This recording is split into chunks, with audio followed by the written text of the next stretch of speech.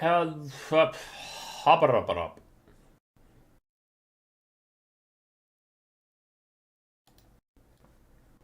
Hell, hop it up. Sounds good. Sounds good. Let's get a poll going.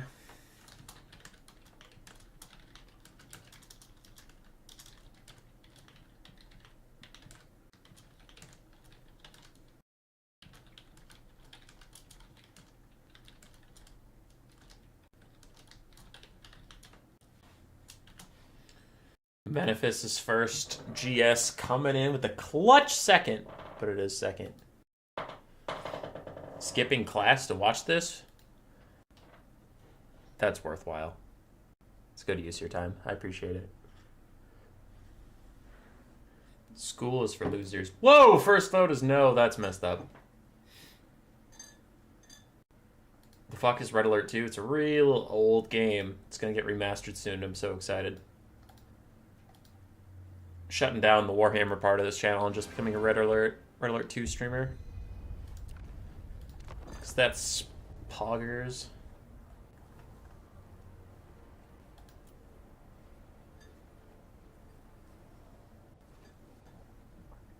Having class in an hour, but I'm still going to watch this. Alright, NP. We'll try and finish for you with time to spare. Do only have 5 replays to go through. And what do we have for factions today? Kind of stalling a little bit because we should actually start in 3 minutes is when it was supposed to start. So I do not like to start before then. But I do start the stream a little early so that people can show up and not miss some games. Benefice? Yeah. They remastered Red Alert 1 and the original Command & Conquer. And then next up is Tiberian Sun and Red Alert 2. Pigman, what is Red Alert 2? It's an old RTS that's real good.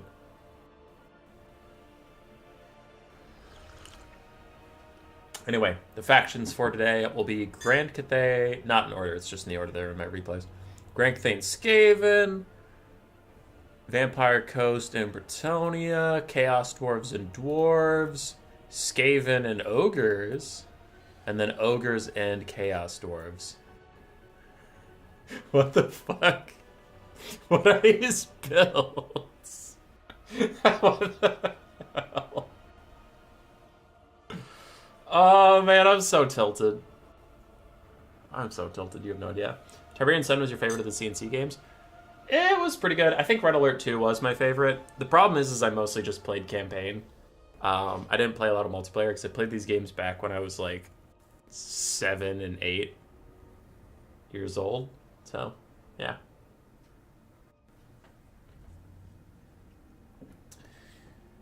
Okay, overwhelming negativity over here, which is fine. I guess it's whatever. It's okay. I'll just cry. That's okay. Final vote with 8 votes is 1 yes, 7 no's. Y'all are jerks and I hate you. 1 minute left till we actually get this thing started. I have crappy old man hands. I can't handle the APM for something like that. Fair enough, fair enough.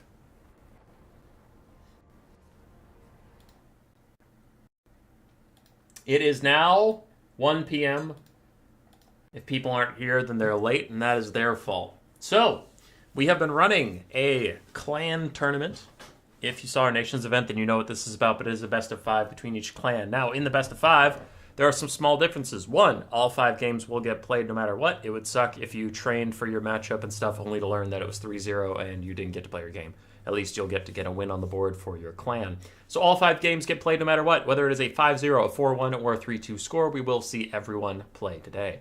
You do see some 1s and 2s on your screen. If a clan was big enough and active enough to field 2 teams, and they sent me 2 teams without any overlap of players, I allowed it.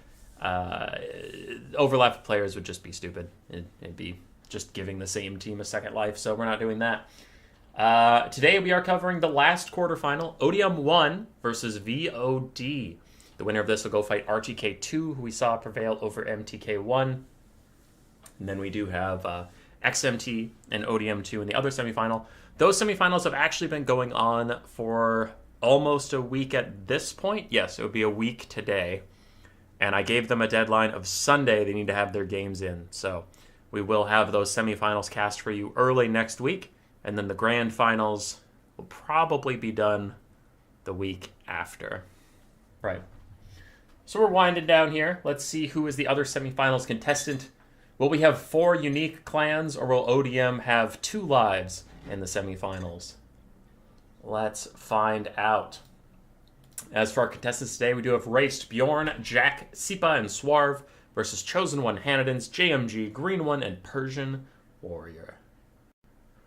As with the other streams, your 5-man team is considered one team. So like if Chosen One picks greenskins, Hanadins can't pick greenskins, JMG can't pick greenskins, Green One can't pick greenskins, Persian Warrior can't either. So we will see 5 different factions from each team.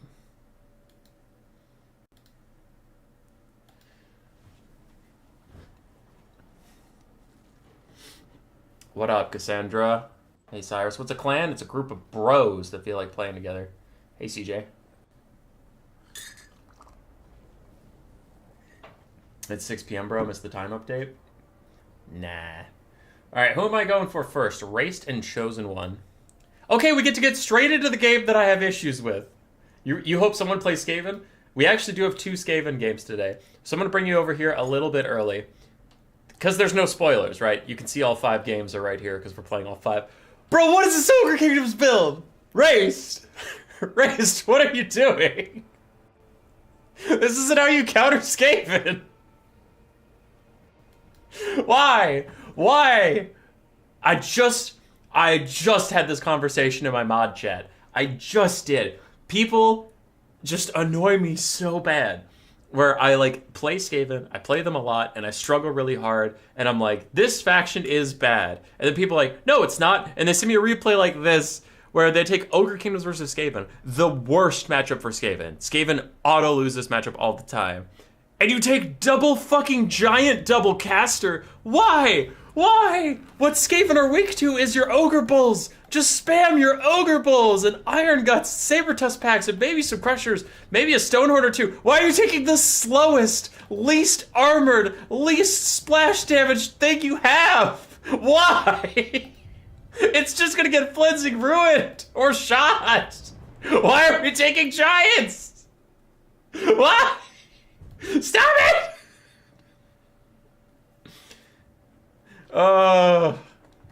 It's funny, but if the Skaven win this, chat's just gonna give me a bunch of bullshit about Skaven being OP, and I'm like, no, the fucking guy took 2 Giants! Okay, I'm over it. I'm over it. So, for the Skaven build, I actually do like the Skaven build. Now, aside from being a shitter, I do like the Skaven build here. Icked Zap Zap is nice to keep the Ogres on the back foot, since, you know, their Lord is probably going to be their caster. Now, Race did bring 2 casters, so that could throw them a little off balance. We do have the Pit Fighters of Hell's Deep, 5 Eshin Triads, 5 Skaven Slave Spears, 5 Night Runners, Icked Claw with Flensing Ruin, and then some Rat Ogres as well. This is something some of the ODM guys have been telling me to keep trying, is to ditch Poison Wind Globes and instead go for, like, Mass Night Runners. I'm not sold on it, but I am willing to try it.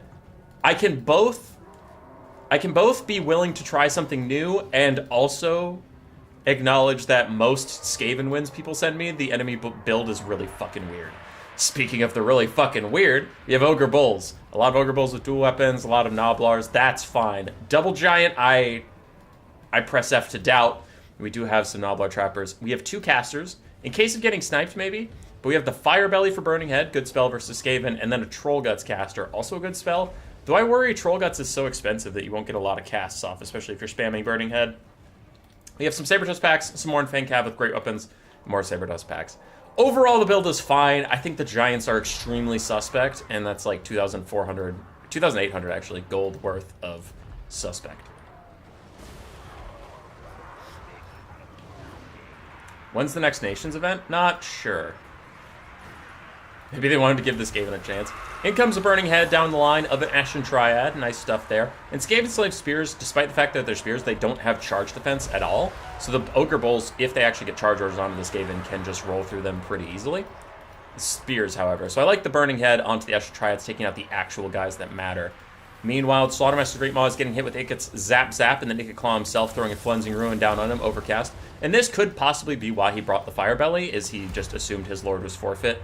That's reasonable. Alright. Alright, I can see it. I can see it. Fire Belly does walk into the Flensing Ruin, so he's taking a little bit of 2-for-1 damage that I don't love, but it happens. The Mournfang Cav are rolling through some Night Runners. The Night Runners are in mass exodus. The Skaven front line has also been taking a pretty bad beating. Let's see how that goes for them. Eshin Triads are in here trying to poke down some Ogre Bulls and whatnot. Rat Ogres are holding for now. But this is largely what I want to see about the Ogres. And not to, like... Okay, at this point, the meme is over. I'm not going to, like, keep harping on the Giants for the sake of humor. But just, like, a real thing if you're playing against Skaven and you struggle. This right here is why I think this is the worst matchup in the game. And why I keep harping on the Giants. Is because you just need more of this. Like, look at how fucking far into the Skaven formation the Ogre Bulls just sprinted. They're in the back line.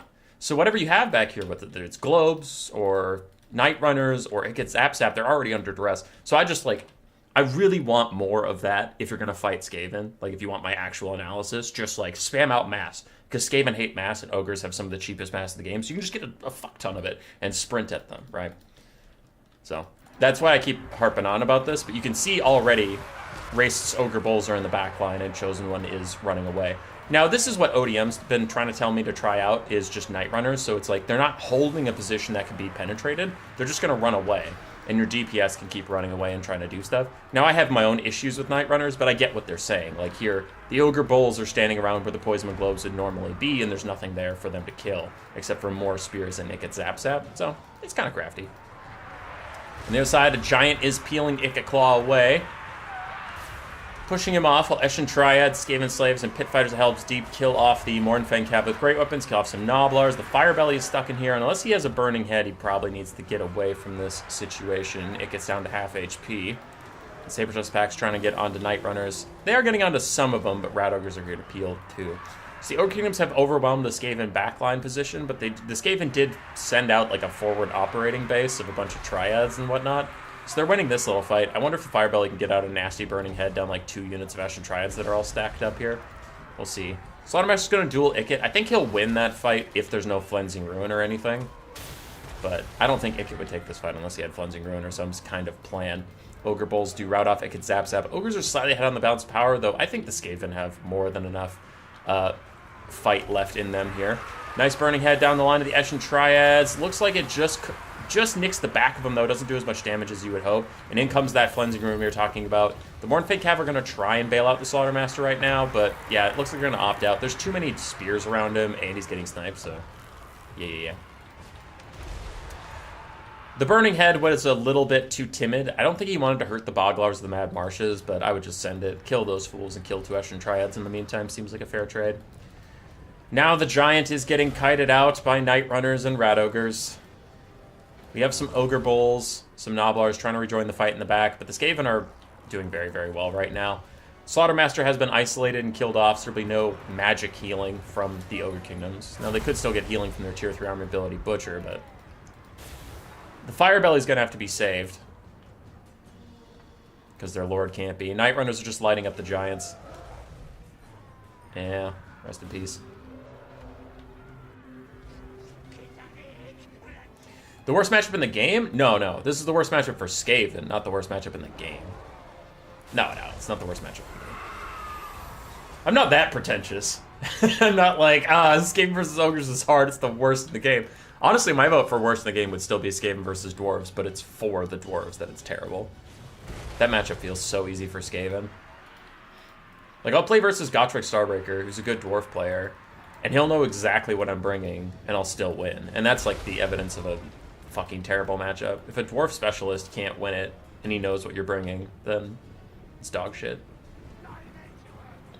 Skaven are behind in the balance of power, but I'm just not seeing it. Like, I would way rather be the Skaven right now than the Ogres.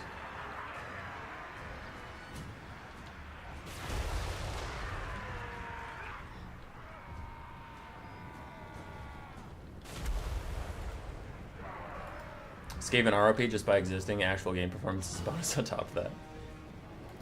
The Lord is being sniped? Yeah. He's dead. He's off the battlefield pretty much. Maybe the Ogres will get lucky and he doesn't die to the Pit Fighters, but the Pit Fighters should be able to finish him off. They're faster. They can catch up, so. Yeah, Skaven Ogre Kingdoms is fine. I'm wondering how much Skaven versus Ogre Kingdoms you've had to play, Butcherbird.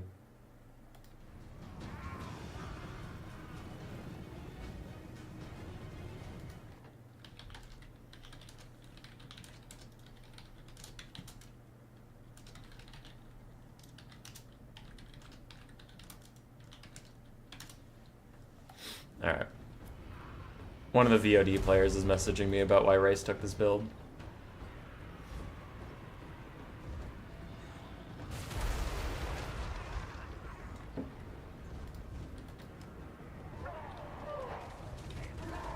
Ogres are trying to regroup a little bit. Skaven are running around. I'm going to fast forward for a second until something actually happens as both sides are just kind of rekindling.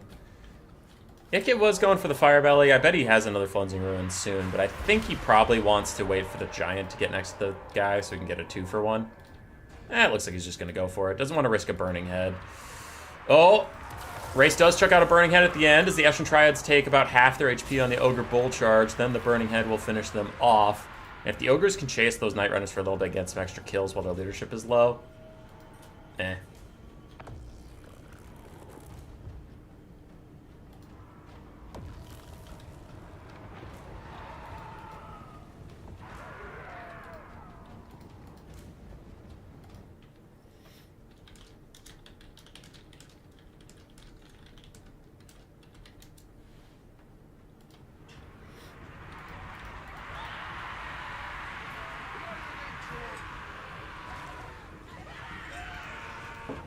Alright. Ogre Kingdoms still just trying to field a little bit of an army here, but they lost their Fire Belly to Ikit Claw. We still have some full health bulls in the distance that are trying to rejoin the fight now. One full health Giant, and the Night Runners don't have a ton of ammo, I guess.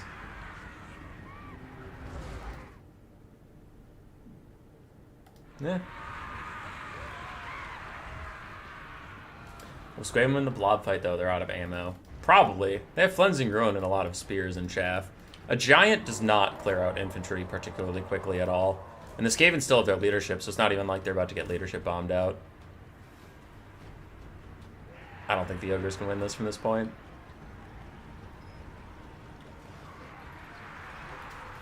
Ogre Bulls try and charge Ikit. They immediately get tear-outed off, and they shatter. Night Runner's going to get charged by Ogre Bulls. Big damage on the charge against them. Ikit's walking up.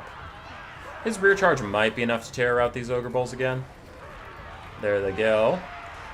And all the Noblars are dying off. All of a sudden, the balance of power is starting to agree with me that Skaven are actually favored here. And there they go.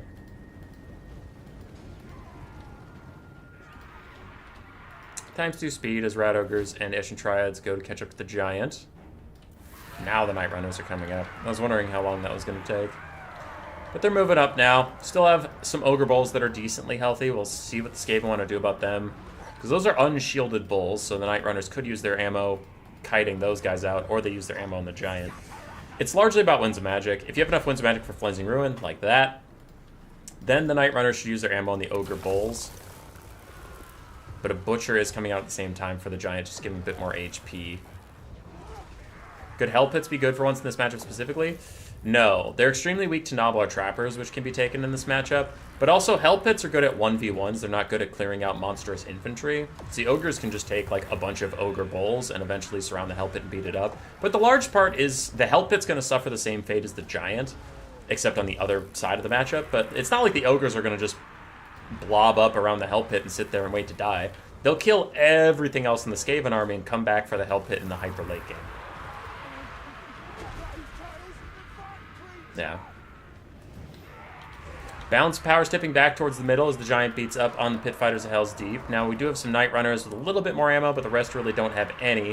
And the last Eshin Triads are committing to the fight. That late game Butcher did help the Giant out, otherwise he would be dead or routing about now. Bounce power tips back towards the Ogre Kingdoms.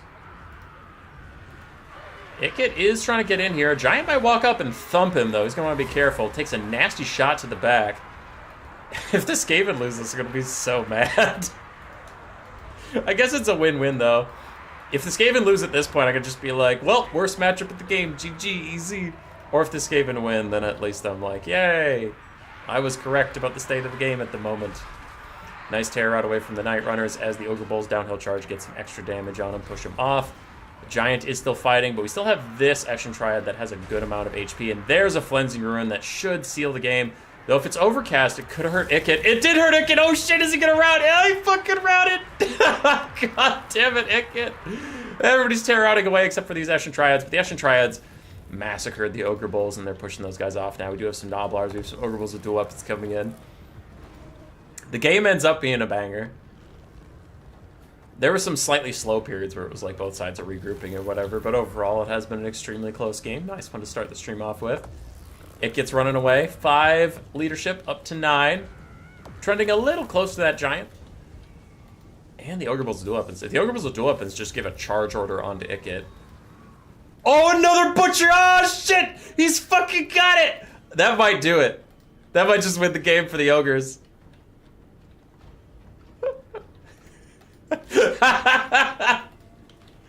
Oh! Will you tell us why this dude took this build? Which build?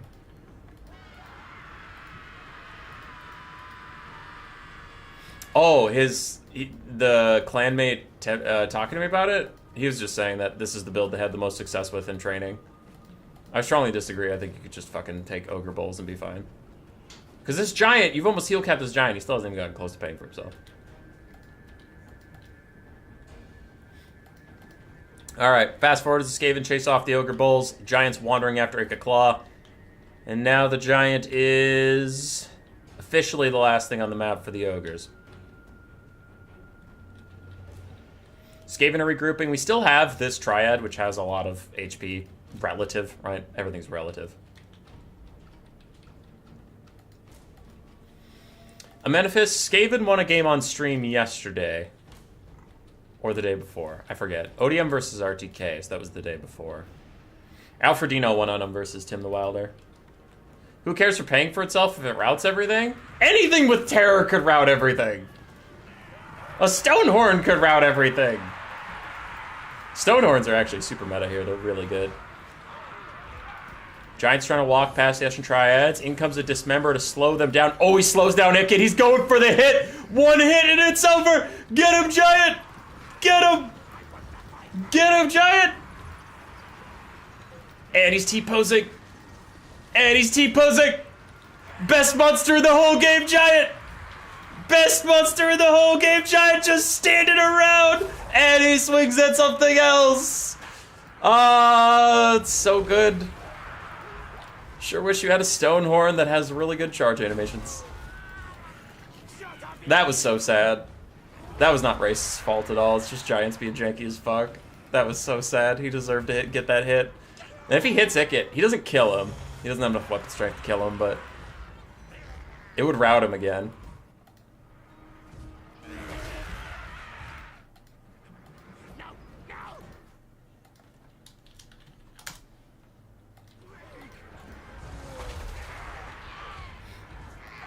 Alright, Giant routes off the Triads, and that's huge.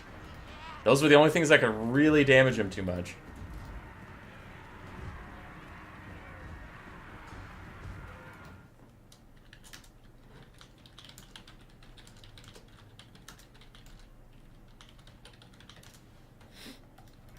Alright. 1 leadership left on the Eshin Triads.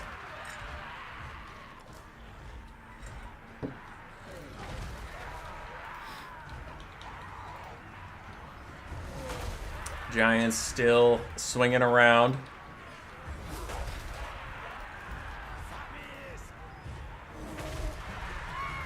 Giant really needs to focus on those Eshin Triads. I wonder if he's spam clicking or not. Terror routes off the Night Runners. That should naturally route the Eshin Triads with an ally routing nearby. But 5 leadership they're holding, and the Giants actually missed a few shots in the Eshin Triads, which is a shame. Giants leadership is chilling. That is one good thing about the Giants is they're not actually unbreakable, but they're pretty much unbreakable. With a base 100 leadership, they never break. The Giants trying to go after the Eshin Triads while their Night Runners rally.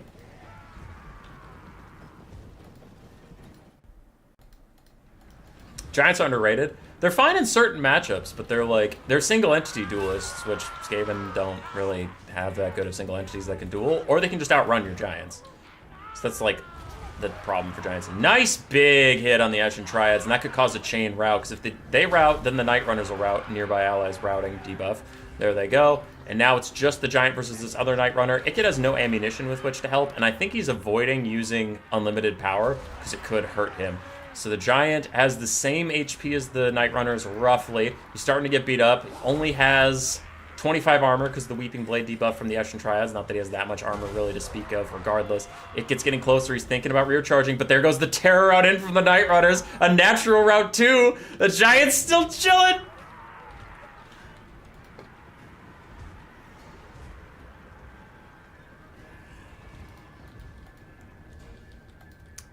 Oh, the Skaven leadership.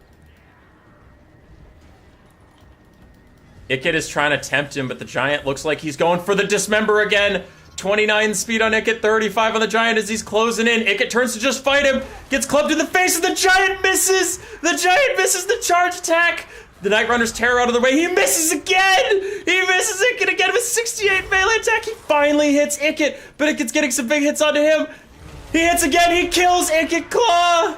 And the Skaven are running in. Oh, that one breaks. The Ashen Triads also break. The Night Runners are here, rear charging. A nuclear explosion goes off, but the Ogre Kingdoms win it. Worst matchup for the Skaven. Oh, God. Ikit did fine. Ashen Triads did okay sometimes, other times not as well. Night Runners got a ton of value, and they fucking lost anyway.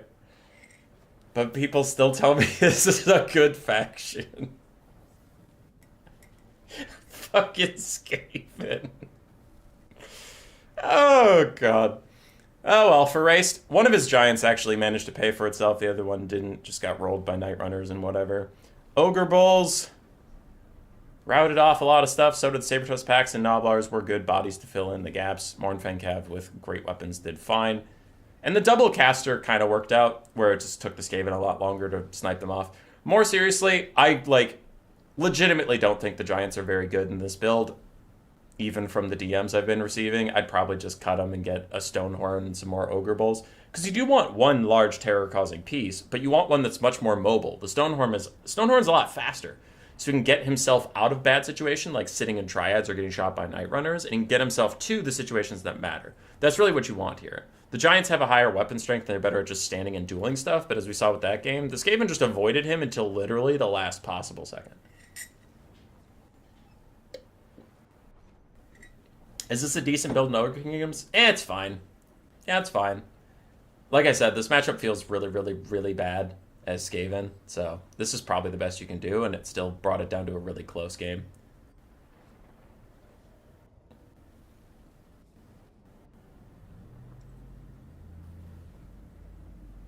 Skaven have a bad matchup, therefore they're bad matchup. Human boy. What? Bird, what are you saying? Also, no. No. No. You can't change your answer now, Bird. You said this matchup is fine for Skaven, and now that they lose, all of a sudden you're like, well, it's a bad matchup. You can't do that. No. I have a memory. I remember you at the start of that game saying it's fine for Skaven. All right. Got a win on the board for VOD. Good start.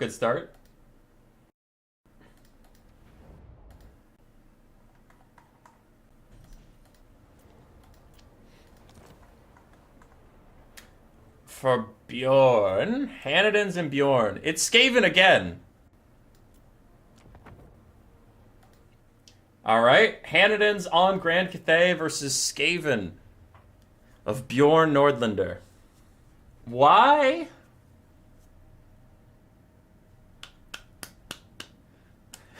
Why are Skaven in two counter matchups? Grand Cathay also counters Skaven. Why? How are rats getting picked here?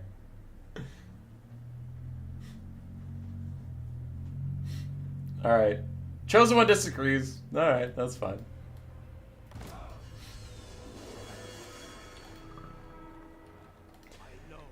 Okay, for Grand Cathay, we have Zaytang the Watcher.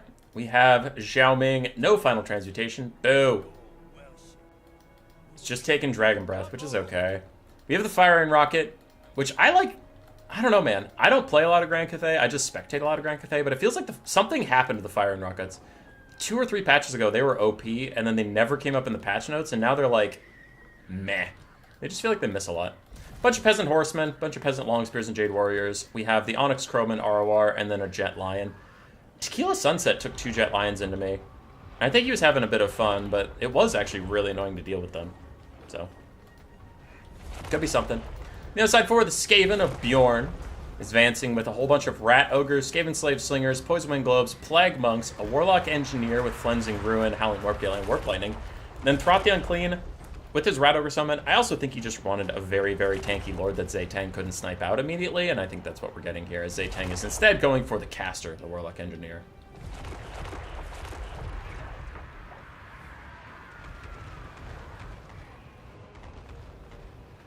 If he breathes, it's a thought. It's a threat. Plague Monks, we'll see if they can get through the Jade Warriors. I think the problem with the Jade Warriors is not going to be their melee defense for the Plague Monks. Plague Monks have plenty of melee attack with bonus versus infantry and frenzy and all that. It's going to be their armor, which the Poison Wind Globes are trying to support right now a little bit. Jet Lion is running in. Wait, do we have 2 Jet Lions or just 1? No, just 1. He went to the other side of the build since I last saw him. Warlock Engineer is already routing away from Zaytang, so the Skaven will have to win this game without any magic whatsoever. The Skaven Rush is here. Can the Peasant Horsemen hold these guys back for a little bit? Nice breath attack from Xiaoming down the sides. It looks like him and the Jet Lion are just trying to disrupt some of this backline, and now they're going to rear charge Plague Monks to get them to tear out away from the front line and buy some space. Jade Warriors are about to break, the ones that are getting hit with the globes. The other Jade Warriors are just fine, as the Plague Monks attacking them are most definitely not fine. Rat Ogres for Bjorn, trying to act as kind of light cabs, sneaking in to maybe get to these Firing Rockets. Peasant Longspears will be able to deal with them, but the Firing Rockets might die in the meantime. Big old cluster of Skaven units. Celestial Lion's back there trying to... No, you're not the Celestial Lion, you're the Jet Lion. Jet Lion's back there trying to cause some disruption. Xiaoming's probably going to fly back there soon. We do have a Rat Ogre summon out, and Zaytang is where he does not want to be surrounded in bodies. He's not good at that. Meanwhile, the Rat Ogres that were on the backfield are already dead. Another Rat Ogre's thinking about opting into the fight, but if the Peasant Longspears just get attack orders onto them, those Rat Ogres will be turned into Swiss cheese. Zaytang successfully pushed the Warlock Engineer off the map, though that is not nearly enough to justify his cost, even though taking out the enemy caster is going to be more than the damage value will lead you to believe. I still think he does need to get a little bit more done than just killing a Warlock Engineer.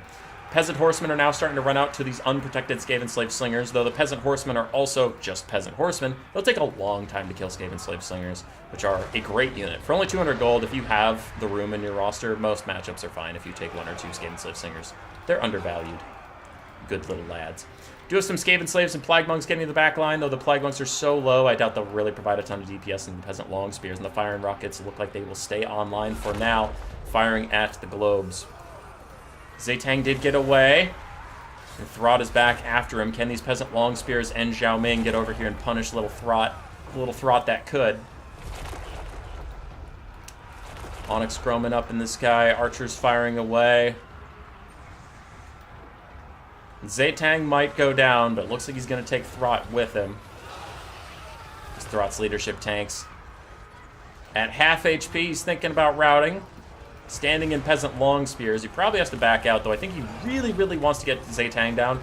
Because he's kind of in a bad situation where, like, if he doesn't kill Zaytang, then Zaytang's just going to shoot him as he runs away. You can see Zaytang immediately has orders to deal with Throth. So Throth's kind of in a pickle. And that is going to be GG.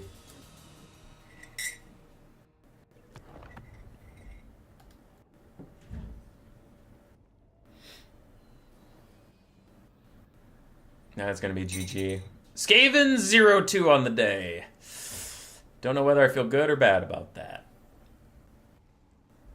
Firing Rocket did okay. First time in a while I've seen one actually, like, hit a ton, so good for you, Firing Rocket. Artillery is my favorite unit type in the entire game, so while I generally hate Grand Cathay, I do appreciate that their artillery actually does work. It makes my soul happy. Zaytang and Xiaoming did okay. Zaytang didn't get, like, tons of value, but he did snipe out the Warlock Engineer. He got focused pretty heavily, and he was alive. If the game had kept going on, he could have backed off and then shot at Throth and gotten a lot more value, because this gave him a lot of assets to really shut him down. So Hanadins did a really good job peeling for Zaytang.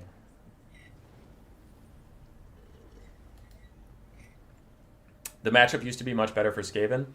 Yeah, Croman made it very difficult. And then in this patch, Zaytang makes it even worse. So now it's just like, ugh. Damn it.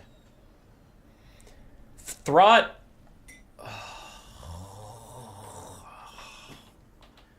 200 value! 200 value! He was fighting Xiaoming. He was fighting Zaytang all game long. 200 value. 200. Why doesn't he have anti-large? He's the anti-large monster duelist. And you might say, Human Boy, he does have anti-large. No, he fucking doesn't. He doesn't. He has it on foot, or he has it with his creature killer active that only comes up once in a while. Once in a while, he gets 16 bonus versus large. Oh, wow. So overpowered. Maybe getting 16 bonus versus large. Peasant long spears have fucking like 20 bonus versus large, and they're a 350 gold peasant unit. Oh, Throt. You're so bad. I don't know why CA hurts you like this. Warlock Engineer, I mean, he got sniped up by Zaytang. His value isn't really going to be indicative of anything. Plague Monks had real issues getting through the Grand Cathay frontline, and then the Slingers and Globes did well, but they couldn't carry the whole roster.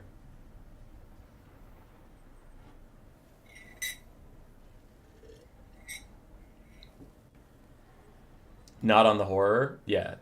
On the Brood Horror, he loses his anti-large. Oops. I was trying to delete one, and I just double-clicked on one, so I'm accidentally loading into a replay. But that is a win for Hanniden's. And we're 1-1. Both teams taking their free win against Skaven.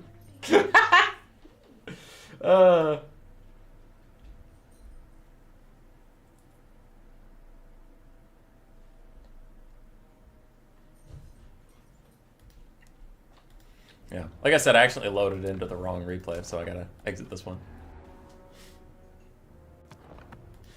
Now, to be fair, the meme of your take your 2 free Skaven wins is a meme. Skaven have some good matchups, right? My droning on and on about the Skaven is, I think they are weak in general, and I think they're weak versus too many of the meta factions, but like, they do have good matchups.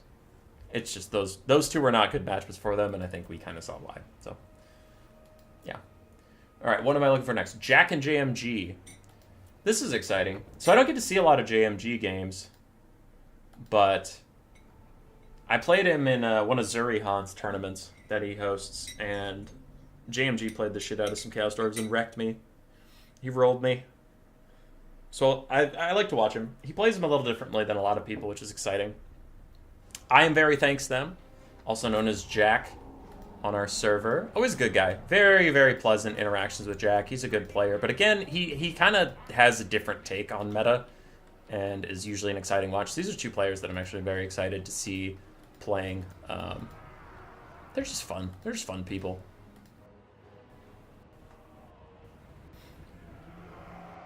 Why do long spears have charge defense against all? Because game 3 syndrome. Hey, Human Boy, just want to say I love the faction review you did. Can't wait for the next one. Which faction are you going to do next?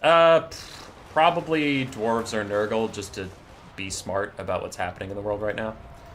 Anyway, for the game in front of us, we do have a whole bunch of Bull Centaur renders with dual weapons, and then some regular ones as well. Hobgoblin sneaky hits sneaking up on the Dwarves. A bunch of Goblin and Orc laborers being murdered, and Astrogoth Iron Hand. For the Dwarves, we have a cannon, Longbeards with great weapons, Ekron's Miners, Flame Cannons, Thoric Double Thane, then some more Dwarf Warriors, some more Thunderers, and things like that.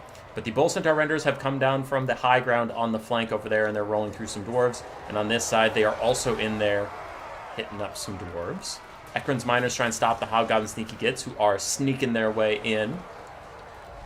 But the Bull Centaur renders are going to have to do a lot of damage in this matchup. They did, I mean, with 4 of them, that's probably like half your army funds going to these Bull Centaur renders, and they are good here. Nice mass, really good armor piercing values. You just have to be careful with them. Can't let them get too messed up. Master Rune of Slowness, making these guys stay in Dwarf Warriors and Thunderer Fire for a little bit longer, but the Bull Centaur renders come in from the side and hit these guys down. The Dwarven Hero Hammer will have a tough time in this matchup. Because of how the Chaos Dwarves usually want to play it, they usually want to spread out as much as possible and really like take you apart and then have the Hero Hammer in the late game. So we'll see how that goes. They didn't take a Metal Caster though, so they don't have Final Transmutation or anything. They just have little Astrogoth. Bull Centaur still beating up on Dwarf Warriors, Great Weapons. There's no Slayers to push them off. Last time I played this with Gotrek... Oh, there's a Blunderbuss! Where were you hiding, my little friend? Anyway, last time I played this with Gotrek, his Slayers were the only problem I had. He brought, like, I think the Dragonback Slayers and then a Giant Slayer.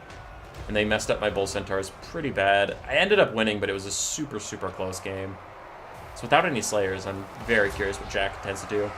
Cannon gets attacked by these big, spooky bulls. Now, being defended by Longbeards with great weapons, so the Longbeards are going to fight back. Thorpe and the Thanes thinking about coming over here. But they decide against it. The Dwarves should be able to easily push off the Hobgoblin and Goblin infantry, but it is, like we said, these Bull Centaur renders just running around trying to kill everything. And, again, that is where a majority of the Chaos Dwarf funds went.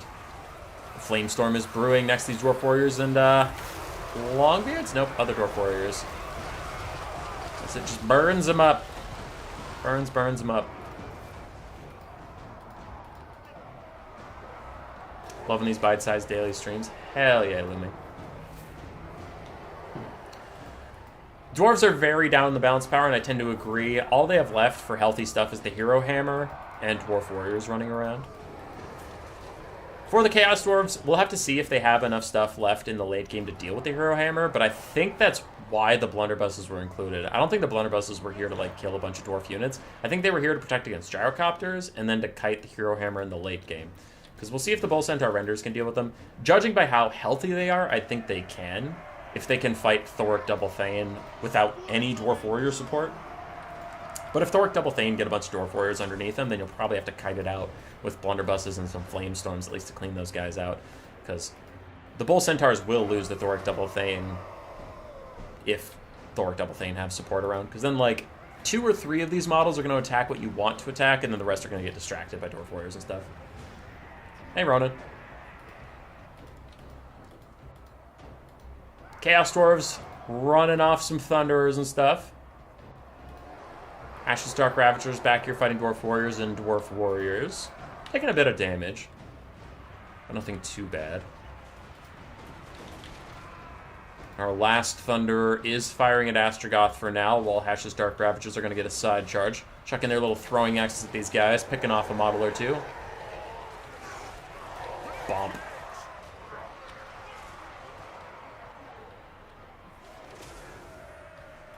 This is probably the only matchup where the non-Great Weapon Bull Centaurs are worth taking. Yeah, the dual axes are pretty good. 18 bonus versus infantry. No Slayers because the Laborers trade well into them. Maybe, but I still think you need 1 or 2 Slayers to just defend your backline against Hobgoblin Wolf Raiders or Bull Centaur Renders, right? Probably something.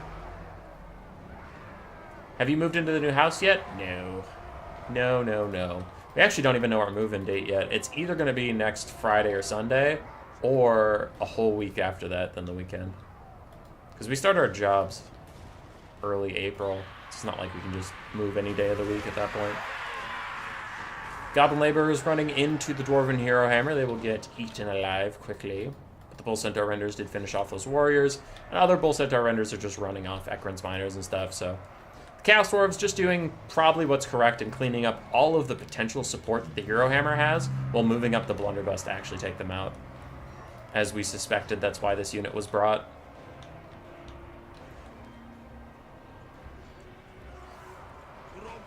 Go, Blunderbusses, go. Thoric will be a pretty tricky target, though. Missile resistance for being a Lord and being on foot. He's less juicy of a target than he is up on his anvil for the Blunderbusses. They'll still do fine, but on his anvil, Blunderbusses actually kind of smoke him. Smoke him out. As he charges into the gates of hell, takes a little bit of damage. And with the Bull Centaur Renders nearby, here's the thing, is that the Blunderbusses are going to fire another volley. Nope, they're just going to run away. But here's where you pull in the Bull Centaurs, knock Thoric and his boys off their feet, and allow the Blunderbusses to actually get away. Though the Bull Centaurs do a weird thing where they kind of stop their own charge, which was odd, and the Blunderbusses are pulling at an awkward direction. Oh, they don't want to run into these Dwarf Warriors, which makes sense. So, they ended up taking a little bit of a risky path, but the concept is there, and that's how you're going to deal with the Hero Hammers. Charge it with the Bull Centaurs while your Blunderbusses get away, then back off. Let the Blunderbusses charge shoot unimpeded, then charge in with the Bull Centaurs when you need to back up again. It's pretty crisp play. This is how you generally deal with Hero Hammer. Army losses is around the corner. I think one more good volley from the blunderbusses will do it as they try and turn and shoot at these Longbeards who have already shattered. It's not worth their time, unfortunately. Looks like the Bull Centaur Renders are just taking the fight with Thoric. They do have that extra bonus for his infantry to try to get over his 45 melee defense. But I still think army losses will come in with one volley from the blunderbusses onto Thoric. So they're plenty reformed now. I would just turn and shoot, get these Bull Centaurs off of them.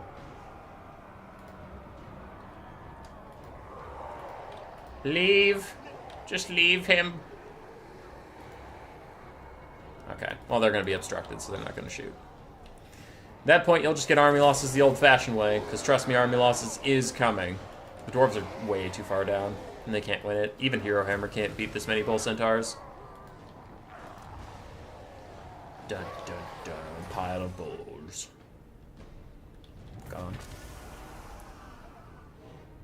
Squares faster reposition become punished by AoE. Yes, this late in the game, I'd probably go with the square formation. Because it's very clear that Thoric didn't have Rune of Wrath and Ruin. You can check that by just hovering over him. But if he doesn't have Rune of Wrath and Ruin, then yeah, the square formation is good in the late game just to get the shots off. Because the spaghetti line, as you saw, was a little clunky at times. They wouldn't fire or do the correct things. Really good build from JMG. Executed it by the book. It was just good. Good gaming. I'm very thanks them. I don't know this matchup super well from the Dwarf side. I played a lot from the Chaos Dwarf side, so I don't really feel like I know enough to critique his build. His build seemed fine. He just had the problem of Hero Hammer. Hero Hammer can be a strong tool, but it's a low agency tool, so if your opponent plays great, they can usually beat Hero Hammer by just like running around the map and doing everything besides engaging with the Hero Hammer. So, I don't have a lot of things Jack could play better about that. He didn't really make a lot of mistakes. It was just like, yeah, your heroes couldn't keep up with all the Bull Centaurs, and that happened. So it's fine. I didn't really see any mistakes on either side. Jack's a solid player. I think Jack beats me about 70% of the time, so it's pretty good. I'm not the best player that's ever lived by any means, but just a metric. All right, Sipa versus Green 1. ODM is up 2-1. So they really need... A VOD really needs Sipa to get the win here. We get more Chaos Dwarves versus Ogres. And some strange builds from both sides. I don't know how I feel about it, because I've maybe seen this matchup twice. It has to be more than that, because Ogres are almost... Not Ogres. Chaos Dwarves are almost a year old by this point, but like this is not a matchup I'm used to seeing, so... I don't know what to think about it.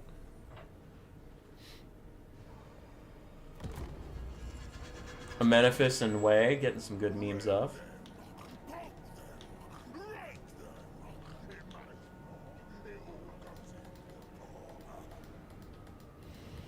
Noblar Trappers for the Ogres. Ogre Bulls dual weapons. We have a Lead Belcher. We have a Hunter on a Stonehorn, not something we've seen for a while. Mournfang Cav with Great Weapons, more Noblars, and then more Mournfang Cav with Great Weapons. And is that Bullgorger? Yes, Troll Guts and Bullgorger. The other side for the Chaos Dwarves of Sipa, we have a very small model count build, 400 models. 4 Hobgoblin Wolf Raiders, the Demon's Tongue, Iron Demon ROR, Stark Ravagers, Goblins Laborers, then Gorda's Backstabber, Sorcerer Prophet of Death with Just Doom and Darkness, and a Metal Caster with Final Transmutation, both of them on Bale Tauruses.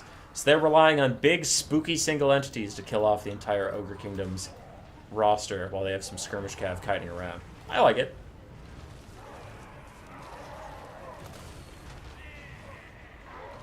Ogres is a CD counter. Okay. Mournfang Cav with Great Weapons trying to catch some of these big guys on the ground, while the Hunter is also going to fight with him a little bit. But we have some Noblar Trappers already terror routing away. Nice big breath attack down the side, get some more good damage on the Boglars. And our Lead Belchers do get attacked by the Demon's Tongue, but Mournfang Cav with Great Weapons are going to try and isolate those guys. Gordo's Backstabbers fighting with Ogre Bulls for a bit. We still have the Skirmish Cav running around on the flanks for these guys. Lead Belchers can counterfire against the skirmish cab if they get time, but Seepa's not really letting that happen with all of his single entities, just rolling through them and being annoying. The Mornfang Cab with great weapons you'd think would surround the Iron Demon, beat the shit out of it. They seem to be having issues actually connecting. Now they get here and they actually start doing some good damage, so we'll see how that goes for them. The only Goblin Laborer is routed off, so most of... Honestly, the Chaos Dwarves have lost 100 models, but they've barely lost any of their army, which just looks funny. Doom and Darkness Overcast. No, regular cast on just the Mornfang Cab, but does successfully rout them off as the Sorcerer Prophets fight side by side. Push these guys off while we have some Skirmish Cab fire in there. Getting our first Troll Guts onto the Mornfang Cab, who are on fire because they're fighting Chaos Dwarves, so of course they're going to heal a lot less. Ashes Dark Ravagers fighting in here. Stonehorn's trying to deal with these Bale Tauruses, but the bounce power is looking pretty bad for the Ogre Kingdoms, and I would agree, just a lot of their DPS is gone. Their last real threat is this Mornfang Cab with great weapons, and there's a big Final Transmutation onto a lot of Ogre single entities. Hunter might just rout off. There he goes. Hobgoblin Wolf Raiders do catch the Lead Belchers out in the middle of nowhere. It's looking like a toughie for the Ogres. The single entities of the Chaos Dwarves just roll through them.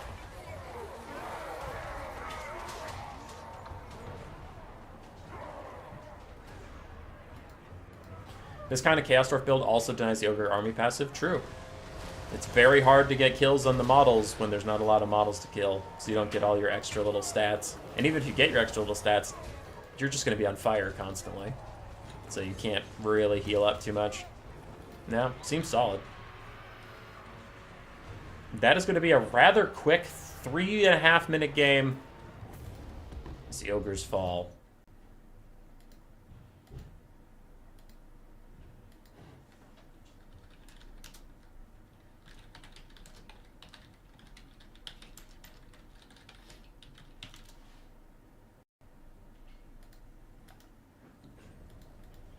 For green one, I don't think there's going to be a lot of value. The Lead Belchers didn't get too much done, unfortunately, for them. Noblar Trappers also didn't get too much done.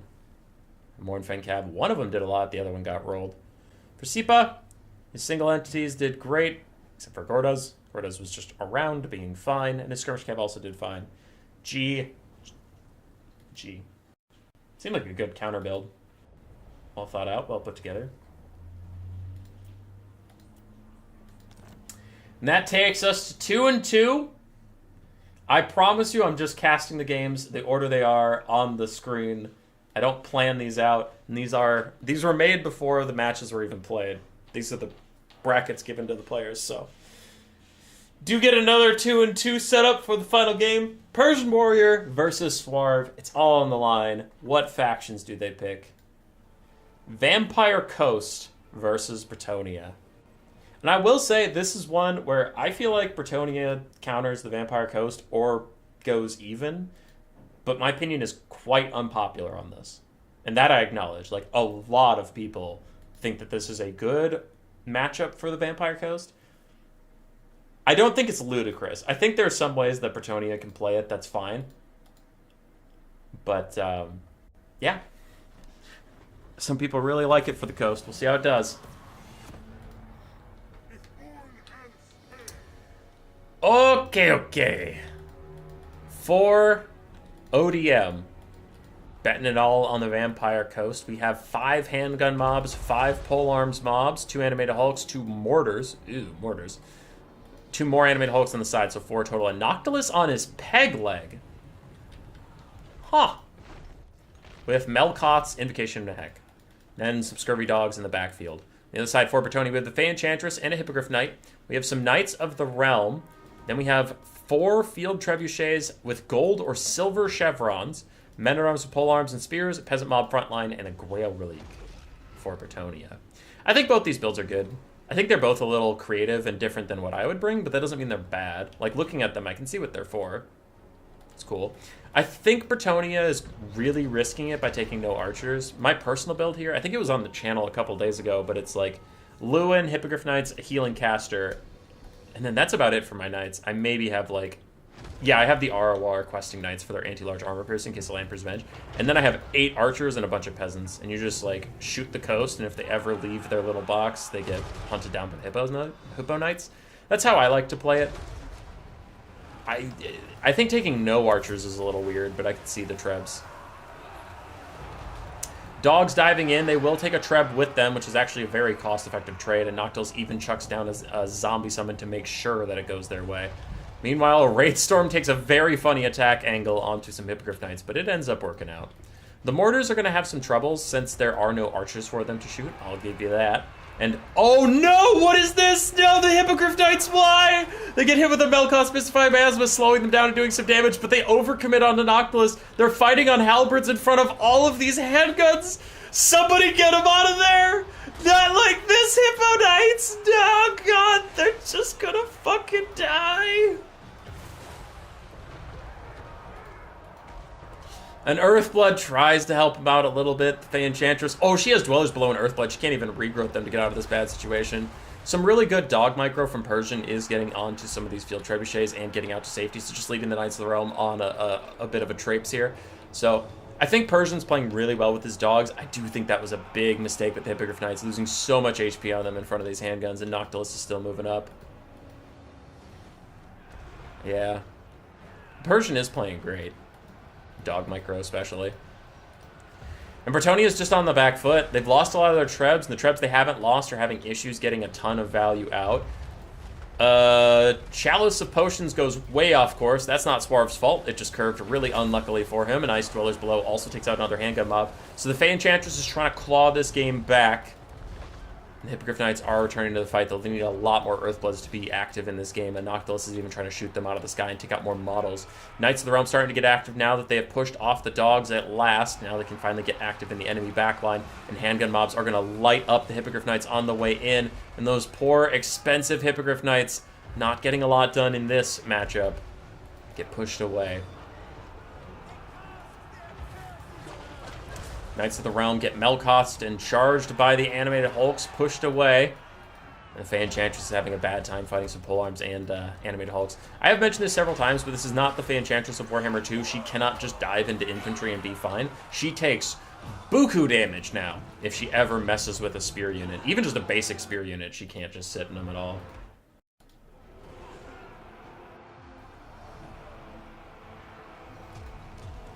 Fey Enchantress gets hit with some bombs.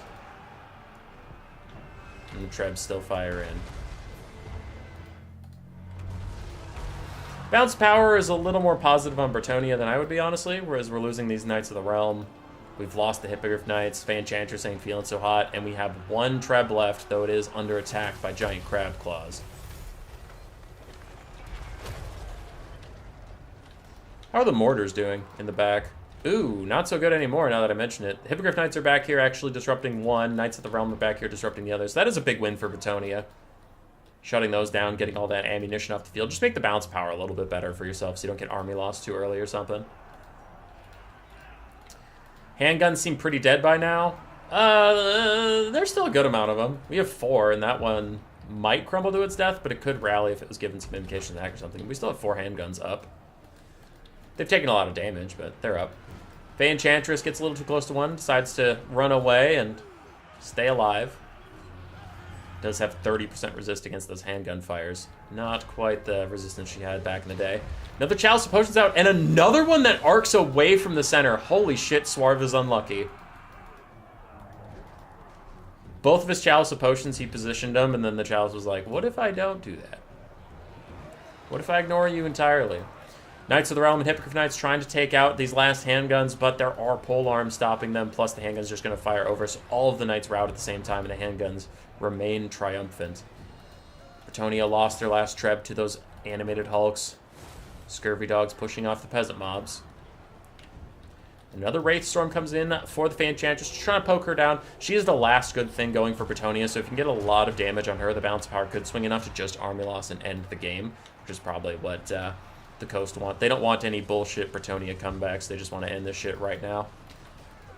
Handguns trying to kill peasant mobs before they get to them. And Fey Enchantress might die here, as we do have 51 handgun models aiming at her. She routs. Bounce power gets worse. Melkoth's Mystifying Miasma going to take out Knights of the Realm. Fey Enchantress gets pushed away by the handguns. And Noctilus even shoots her in the back for good measure to make sure she leaves. don't think the Bretonnian peasants can carry.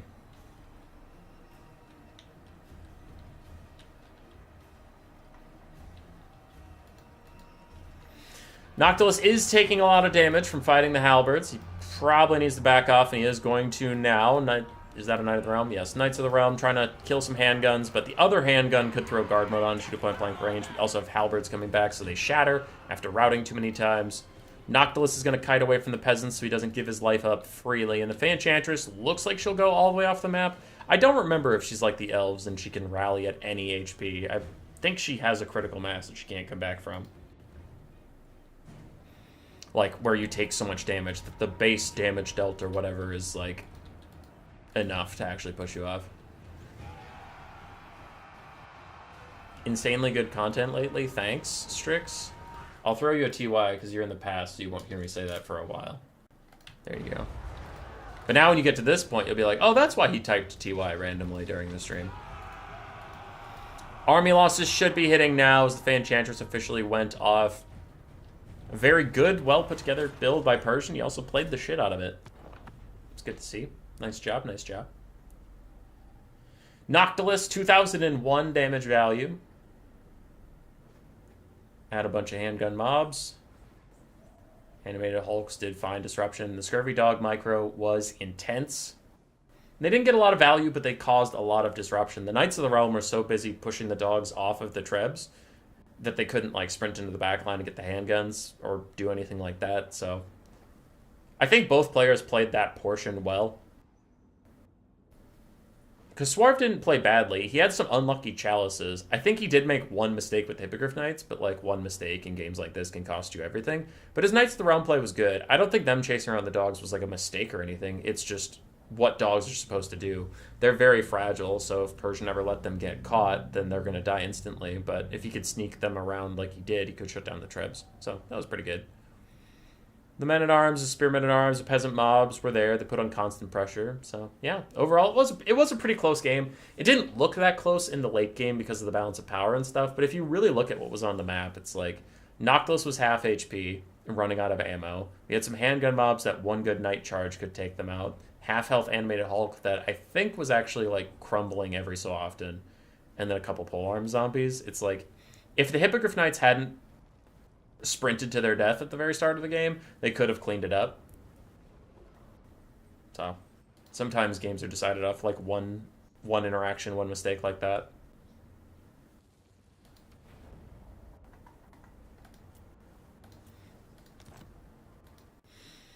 All right, take us back to the Photoshop for the post game. So Persian gets the third and final point for ODM, taking them to the semifinals to fight RTK2 in another 3-2 series. All series are 3-2 series. RTK2 versus ODM1, XMT versus ODM2. I like the ODM guys. They're good guys. But also, I hope it's not an ODM versus ODM final, because just as like caster and hype, that's not as cool as two different clans. So if one ODM makes it, that's fine, but don't want an ODM final personally. So if you care, here are the matchups. RTK2 versus ODM1. Hanadin's Green One More, JMG Persian Warrior versus Stingers, Rusty, Curio, Njalnish, and Tids Demonin. On the other side, XMT versus ODM2 is Twilight Harbinger, Flying Taco, Maydave, Ronin, and Papa Palpatine versus Razel, Harvest Warrior, Loopy, Alfredino, and Segos. Those will be cast sometime next week. They should be done by Sunday. If they're not done by Sunday, I will send many angry messages to the team captains telling them, for the love of God, I gave you a very specific deadline to play best of ones. You get those fucking games done. Oh, tournament hosting is fun and never stressful.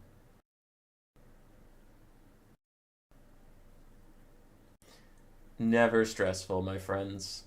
All right, let's figure out who to raid. We gotta raid somebody. Warhammer 3. How is Anime Season 2 broadcast possibly Warhammer 3 related? Okay, there's me. There's Tariff. That's not Warhammer 3. That's not Warhammer 3. That's not Warhammer 3. Archaon, but that's campaign.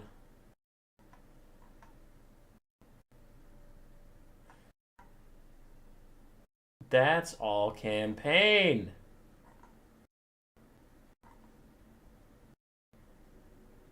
Whatever.